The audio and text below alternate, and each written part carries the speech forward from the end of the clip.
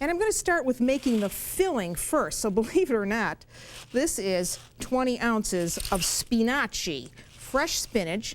And you want to wash it and just leave the water that's clinging to its leaves on it. If the water's dripping on the floor, well, you have a mop, don't you?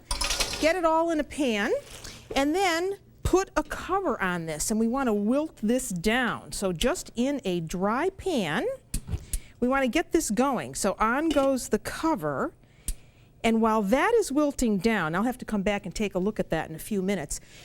We're going to make the bread part because that's the filling part for this. And to do it, we need some flour. So here we have some unbleached all-purpose flour, about 3½ cups, and a teaspoon of baking soda. Right, today we're not making a yeasted bread for a change until later. So we just want to mix that up. And that's going to be a flatbread, by the way. And then you want to have some olive oil in a bowl, about 3 tablespoons or so, and an egg.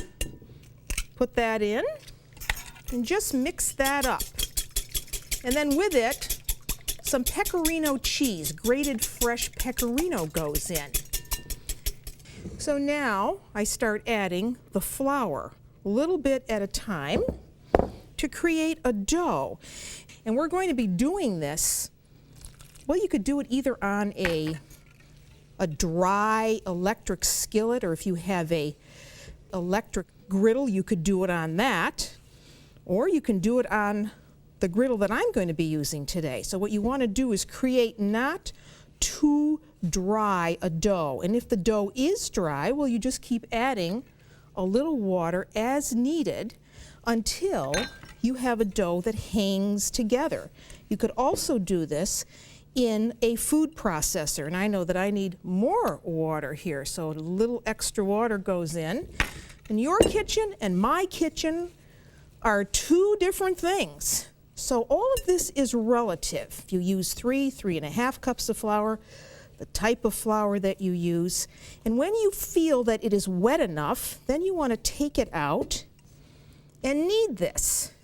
And all we have to do to this is allow this dough to rest for about 10 minutes, and it is ready to go. So that's all there is to making the dough. And that's pretty nice and soft. So now that can go into our bowl, and we'll just cover that up with a piece of plastic wrap right over the top. It doesn't have to rise, so just you want to keep it from getting dried out. And put it aside. And now we just move this around on the board, and actually you can make 6 beautiful breads on your test dough. Here I have a griddle, and I'm heating it up over my gas flame, so it's fairly hot right now. And I'm going to create the breads on the griddle. So you want to cut this up into pieces like that. Then work with 1 piece at a time and flatten it out. And then using a rolling pin, just roll them out. This should be rustic looking, nothing fancy. It doesn't have to be the perfect circle. And then you have to do what the Umbrians do to this. And that is, you have to make a nice little design. Take a glass, or you can take a cookie cutter, and just gently make impressions, you see, over the top of the dough, just like that. And then you take a fork, and you just give it a few little jabs, then turn it over. Do the other side. Don't go too deep, or you will cut the bread. And this is decorative as well as helps to cook this bread fairly quickly. Now, this is going to stay a fairly flat bread. Then when you have it like that, isn't that beautiful? It's a work of art. You put it right on the test dough, or if you're using your electric griddle or your electric frying pan, you're putting it on that. And now this goes on the griddle as well. And every once in a while, you want to check these. This shouldn't take too long to cook, so you want to make sure that it isn't too hot, There's one that we can turn over, and you see how that design has stayed very nicely on that. I'm going to turn the heat down a little bit on that because that's really cooking now. Don't want that too hot. Okay, now while that's cooking, let's come back here and see where we are. Isn't this gorgeous? We can now take this off. Look at that.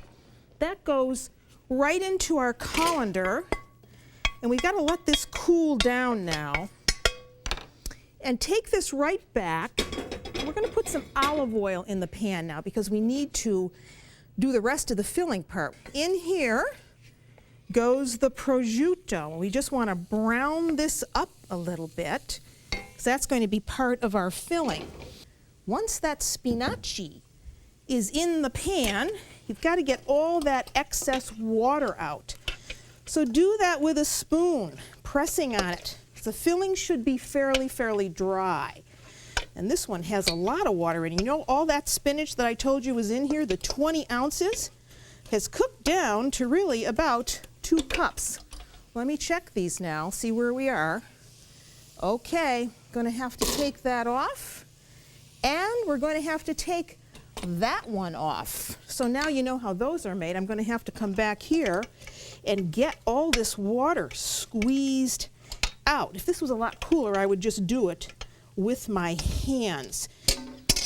And now we want to cut this up, chop this up, so it's going to fit okay in our sandwiches. Here's a bowl. In it goes. And now we're going to add that prosciutto because all we really wanted to do was crisp that up a little bit. Here's that beautiful prosciutto going in with the spinaci. And now, just fluff that up, mix that up a little bit. We want to give this a little bit of salt. Not too much because there's salt in the prosciutto. And a little bit of pepper. And that's all there is to that. If you wanted to add something else to this, some cheese in addition to that, you could. Let this sit around. Let this get cold so that you can handle it. You take some of this cooled spinach and prosciutto mixture and spread it right over the top. This is really hearty Umbrian mountain food now, just really rustic food. You know, Umbria is such a mountainous area. And you put the other one on top.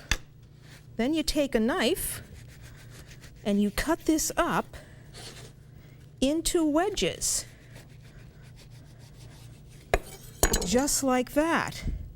And then put them on a beautiful dish, and you have a wonderful antipasto